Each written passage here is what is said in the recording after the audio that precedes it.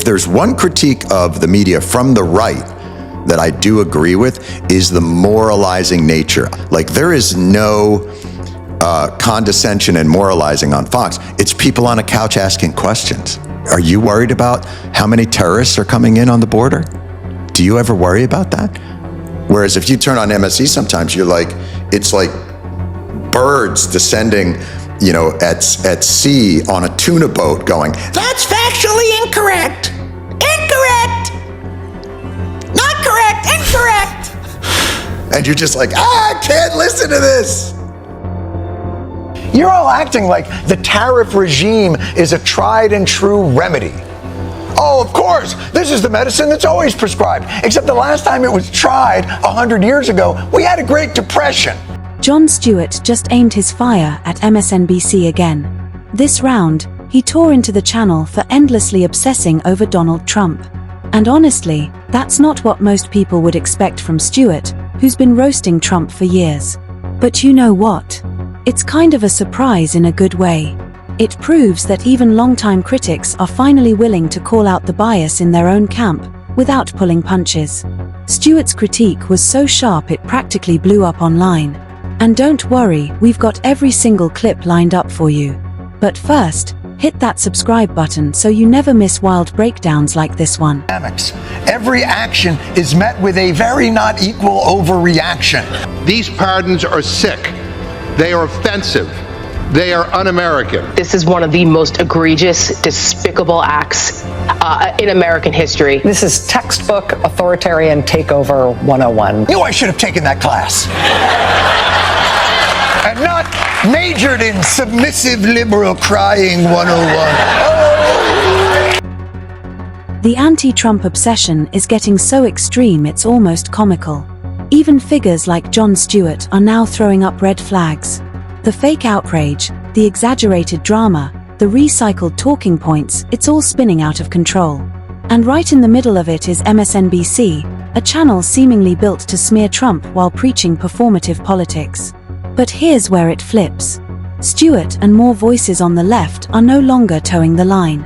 They're stepping out, calling out the nonsense, and exposing mainstream outlets for what they really are, spin machines pretending to report news. This isn't about backing Trump. It's about standing up for honesty. And Stewart, unexpectedly, is stepping into the role of the reasonable critic in a media landscape gone wild. You want to make America great again, you can't skimp on the details. President Trump says he's going to reverse Joe Biden's mandate to phase out plastic straws, saying, enjoy your next drink without a straw that disgustingly dissolves in your mouth. Okay, he's right on this one. He is right on this one. Those straws are f***ing terrible. Objectively terrible. I'm supposed to have some weird tissue paper dissolve in my mouth just because turtles can't figure out straws aren't food? No. Don't eat the tubes, you stupid turtles. So Trump is making America great again by taking us back to 2016. But obviously, if we're going to make America great again, we can't stop in 2016. We got to keep pushing to that place when America was truly great. This is exactly what I've been warning about. Straightforward reporting with zero slant is practically extinct. Let's be real, Biden's environmental rollouts have been downright silly, bordering on laughable. These are the kinds of plans that should be examined, mocked, and seriously challenged. But will loyal networks like CNN or MSNBC push back? Not a chance.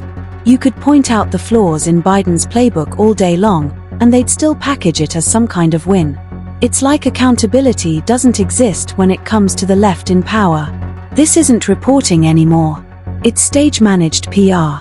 And audiences are finally waking up to the scam. If there's one critique of the media from the right that I do agree with, is the moralizing nature. Like, there is no condescension and moralizing on Fox. It's people on a couch asking questions. Are you worried about how many terrorists are coming in on the border? Do you ever worry about that? Whereas if you turn on MSNBC sometimes, you're like, it's like birds descending, you know, at sea on a tuna boat going, "That's factually incorrect.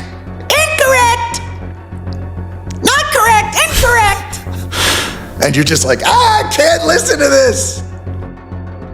MSNBC seems locked into a mission: hammer Trump and hammer Republicans, no matter what. Every word from the former president or his supporters gets dissected like it's a science project. Tiny slip-ups are inflated into breaking news disasters. But funny enough, that same scrutiny vanished when Biden was at the wheel. Suddenly, no slip-ups mattered. Mistakes were downplayed. Empty promises got rebranded as policy shifts. Instead of grilling the White House, they spoon-fed the audience safe talking points and polished storylines that made Biden look untouchable. And the second they smell even the smallest inconsistency from conservatives, they don't just cover it, they blow it up, exaggerate it, and shove it on repeat all day long. That's not reporting. That's political theater dressed up as news. A bias this obvious doesn't just hurt credibility, it exposes exactly where their loyalty lies. And guess what? Viewers are catching on fast. I think what the media has done over the last 10 years is cry wolf, to the point where they numbed everybody. It was an anesthetic. And it got to where, what was the thing they litigated throughout this campaign?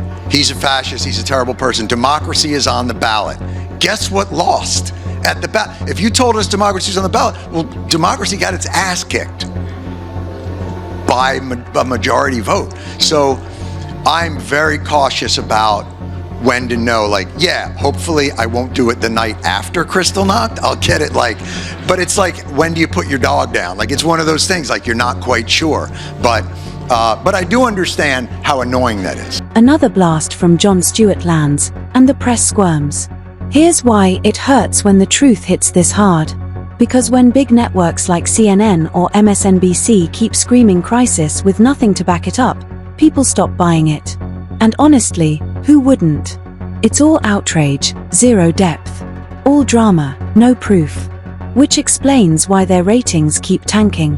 Audiences are sick of being misled, spun around, and talked down to by anchors who treat their political spin as if it's holy scripture. That's why so many are walking away from corporate outlets and tuning into independent voices that don't shove propaganda in their faces. The constant dishonesty isn't just annoying, it's disgusting. The faith people once had in mainstream media has flatlined. And unless these networks change course fast, they're on the road to total collapse. You can only keep running on bias for so long before people wake up. And that awakening is already underway. Inspiring words for us, Mr. President. History is literally watching us now. So let's preserve this secret place for our time and forever, for the benefit of all humanity. Thank you very, very much.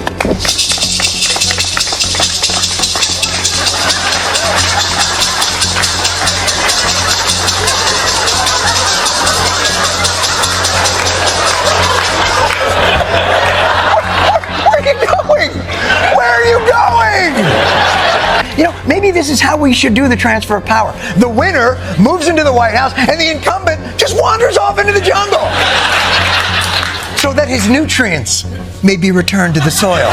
Like Bill Maher, Jon Stewart doesn't shy away from throwing shade at Joe Biden. And honestly, that's what real comedy is built for, to cut through the nonsense and tell it straight. Stewart isn't here to dance around partisan politics or bow to political correctness. He drops his takes raw, and that's why his voice stands out in today's echo chamber. Sure, that style gets him both hardcore supporters and angry critics. But Stewart couldn't care less. He's not chasing applause, he's exposing hypocrisy and challenging the narratives the corporate press won't touch. Meanwhile, the so-called woke outlets bend over backward to excuse Biden every time he stumbles. Whether he drifts off script or forgets where he is, instead of holding him accountable, they run interference. Stewart doesn't sugarcoat. No filter, no spin. And that's exactly why his words hit harder than most. The problem? Democrats can't stomach dissent. And when Stewart turned the heat on, they fired back with both barrels. Quite frankly, the response to the first show last Monday was universally glowing. Jon Stewart is facing massive backlash from Democrats over his comments about Joe Biden. Oberman tweeted, "Well, after 9 years away, there's nothing else to say to the both side is fraud Jon Stewart bashing Biden except please make it another 9 years." Christy Jackson tweeted, "Sorry, but I won't be watching you either." maybe not universal. But that was on Twitter. Everything on Twitter gets a backlash. I've seen Twitter tell labradoodles to go f themselves. Labradoodles. The left loves to parade itself as the defender of speech and open debate, but the second someone pushes back, they're the first to shut it down. It's hypocrisy at its peak. Outwardly, they brag about tolerance and inclusivity, but that tolerance only applies if you parrot their lines word for word. Step outside their narrative bubble, and suddenly you're treated like a villain. That's why Jon Stewart, once celebrated as a progressive voice, now finds himself under attack by the same crowd that once adored him. Why? Because he dares to challenge the woke script. He highlights the absurd contradictions and exposes the phoniness. For that, they brand him a sellout. The message couldn't be clearer: fall in line or be destroyed. But Stewart refuses to play along. And that makes him a threat to both political tribes. He's not towing the partisan script, he's shredding it. In a time when voices are crushed for not chanting the approved slogans, that kind of backbone is rare. And Stewart? He's built different. He even doubled down, tearing into Biden even harder.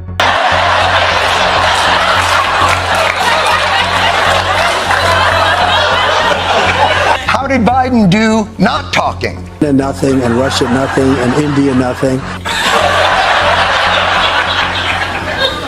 Not great. Oh shit, we're back, baby! Abortion! A to the B to the O to the R to the T to the repeal of Roe v. Wade. That is Trump's weakest issue. Look, there's so many young women who have been, including a young woman who just was murdered, and he went to the funeral. Did you just immigration abortion?